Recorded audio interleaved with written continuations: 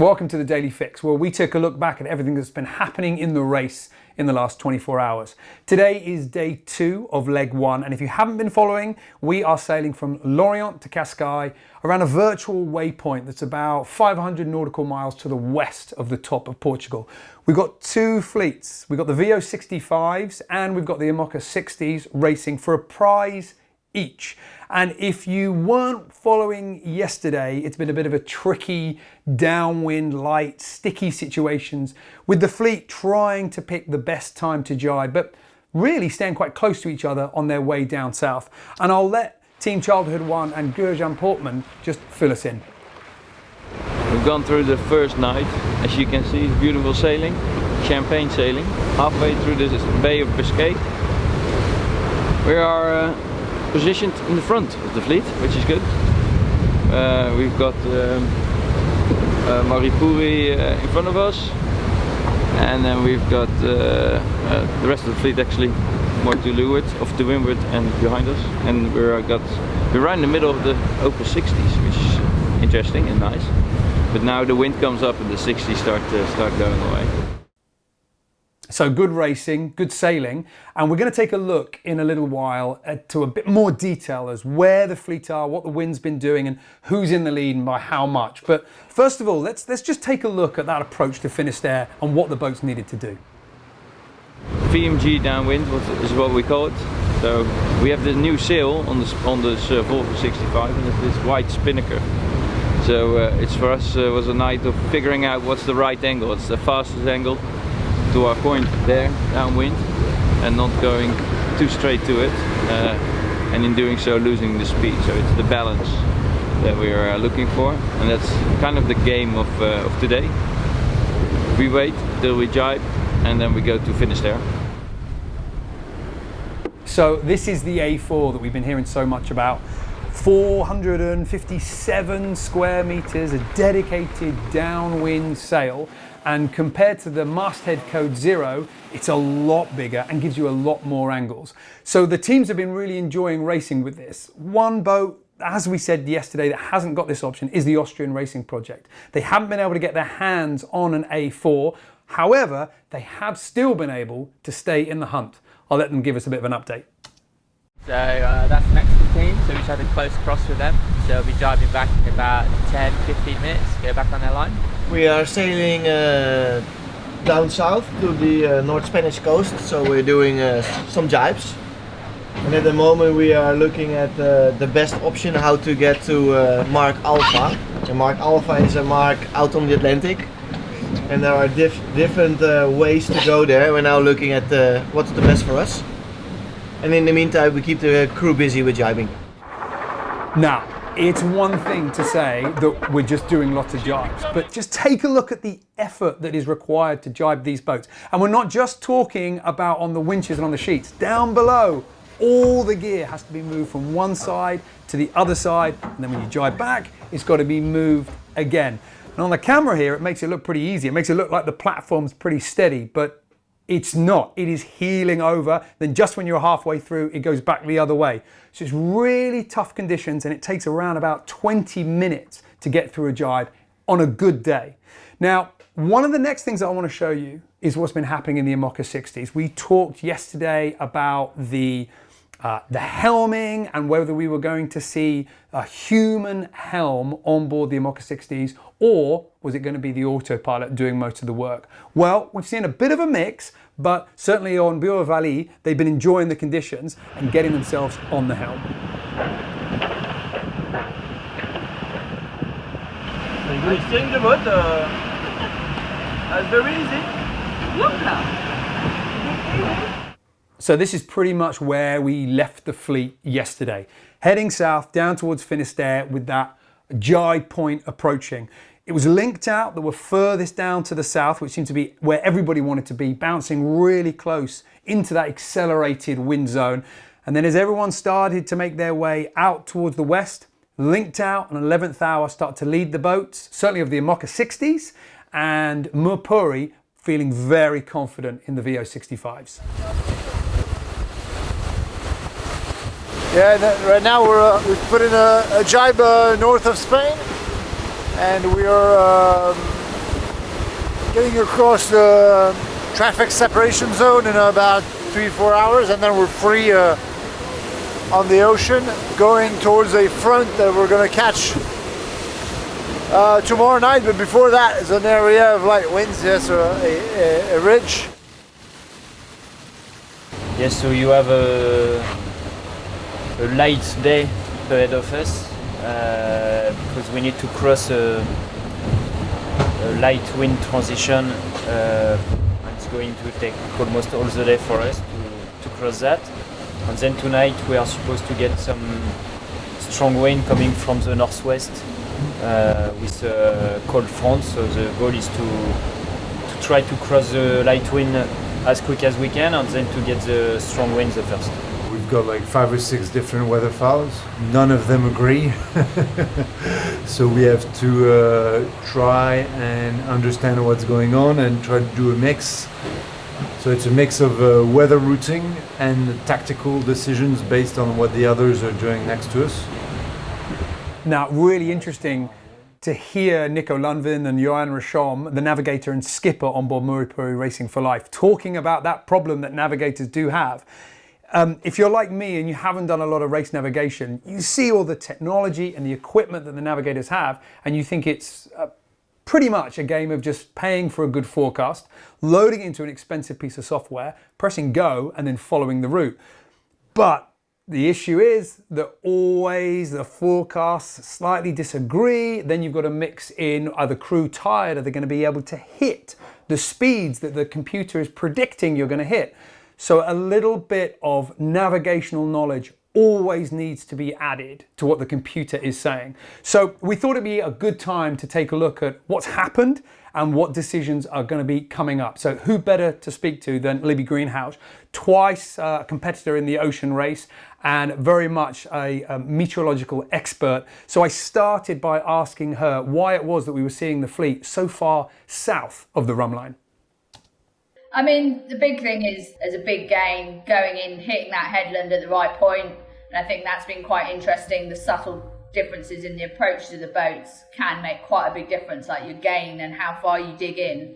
And then, yeah, you come out, nice angle, 25 knots of wind, and off you go. And you've seen the boat speeds correspond so.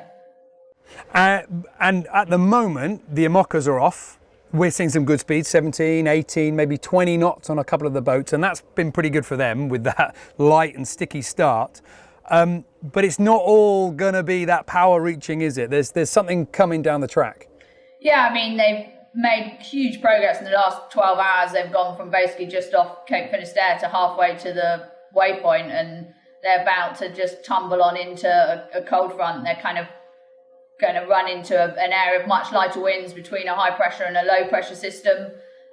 One thing with it is, there will be some flow, some northerly airflow, but essentially, the last half to the waypoint will probably take twice as long. And what is going to be that last half? Because is it again going to be the boats way off the Rumline? Is it going to be a powerful reach all the way in? How do you see it playing out? It just depends how this area of light winds and this cold front moves. It is slowly moving towards effectively the finish line. So although they might get through that into the fresher, sort of potentially northwesterly, maybe showery conditions, they've then got to turn around the mark and head straight back into what they've come out of. So it's going to be a bit of a double battle, and I think you'll see the fleet come together, maybe a couple of boats pop out, and then all come back together. And I think once they've turned the corner and heading back to the finish, it'll be interesting to see whether they're able to push through that lighter band of winds or not. We've got one of the Imocas, offshore Team Germany, that doesn't have a foil. They were hanging on in there for a good while, but now 11th Hour Racing, we've got Linked Out, so very much sort of leading the charge at the front. I mean, that's to be expected, right, with this wind angle?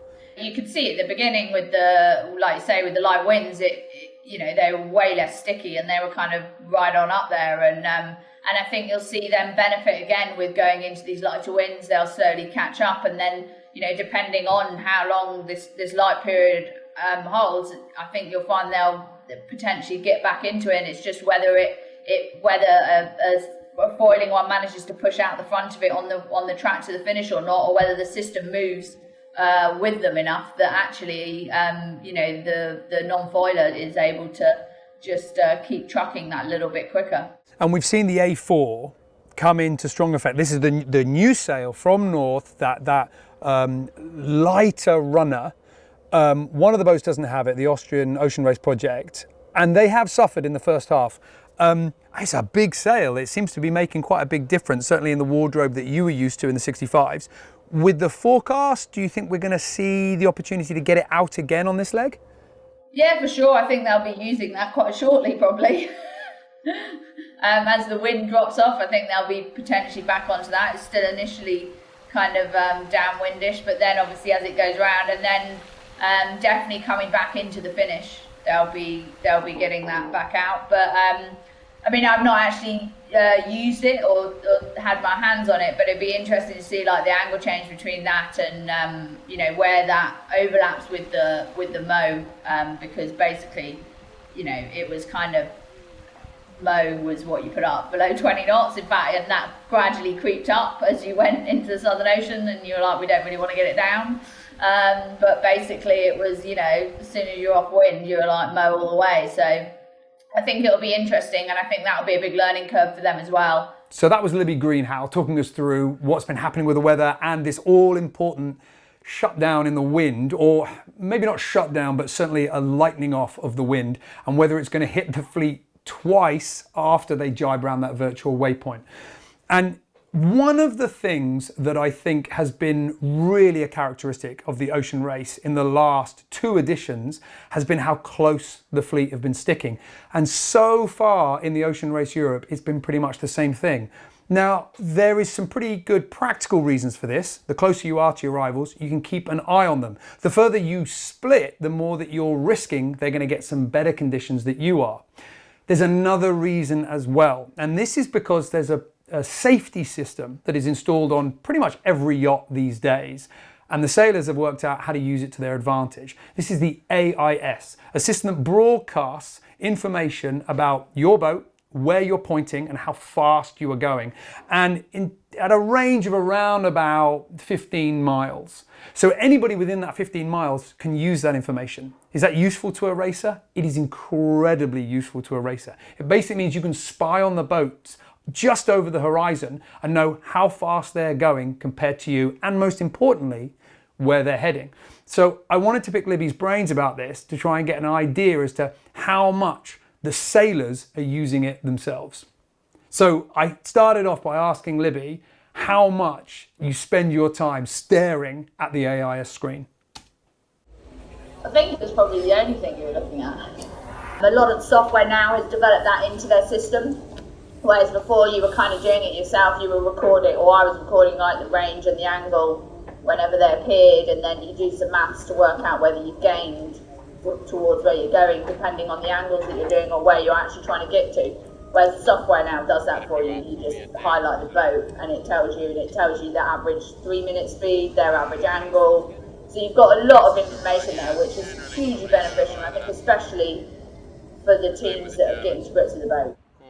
So that's Libby's take on the AIS and how powerful it can be. We saw a little clip there of Simon Fisher on board 11th Hour Racing doing what we think was basically checking that data. But if you're in any doubt as to how much these sailors are using it, here's Johan Rashom talking us through the system that they've set up on board to pull the data straight off that computer.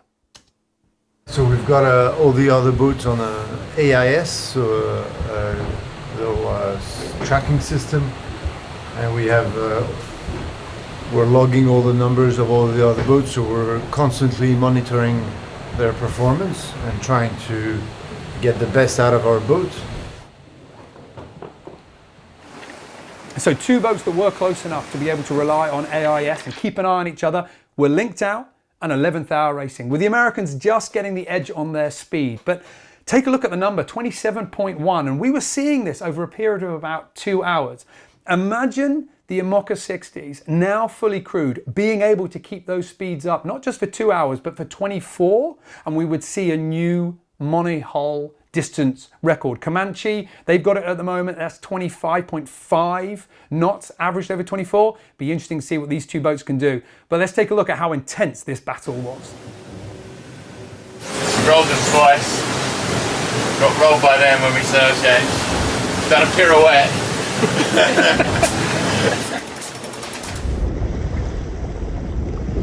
Well, that was a couple of hours ago. So let's take a look at where the fleet are now and the current position. So at the back, as we've mentioned before, we've got Austria Ocean Race Project. To the south of the line is Viva Mexico, and even further south from then is Amber Sail 2. Axonabel in second place in the VO 65s, just behind Merpuri, who are leading the 65s right now. Then we get into the bulk of the Imoca 60s, and still at the lead, it is 11th Hour Racing and Linked Out, but it is nip and tuck between these two boats. Not only have they got each other on AIS, but they are close enough to see each other. They're on their way in the light winds at the moment to that virtual waypoint before jibing and heading down to Cascais. Now, it's going to be a pretty tight battle to see what the fleet do as they compress over the next few hours in that light winds. And then crucially, what speeds we're going to be getting out of them as the breeze builds at around the jibe point and that reach into Cascais. There's been an awful lot been happening on the water. We still got some great racing to go, not least just before we get to that jibe point, and you can follow all of that on the tracker. We will be back tomorrow, but in the meantime, as always, we're going to leave you with all the stuff we didn't have time for today.